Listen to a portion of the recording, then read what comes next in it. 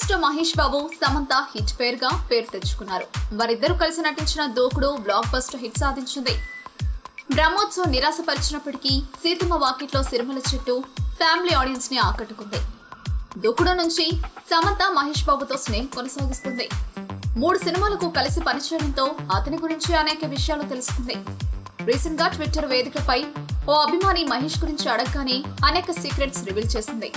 Mahesh shooting లో బాగా ఉత్సాహంగా ఉంటారు. ఆయన ఉంటే సమయమే తెలియదు. సెట్ అంతా సందడిగానే ఉంటుంది. అలానే మహేష్ షూటింగ్ ని తేలికగా తీసుకోరు. తీయబోయే సన్నివేశం గురించి, అందులో చెప్పాల్సిన డైలాగ్స్ వంటి విషయాలపై ఆలోచిస్తారు. అప్పుడు ఆయన్ని డిస్టర్బ్ చేస్తే కోపంతో ఊగిపోతారు.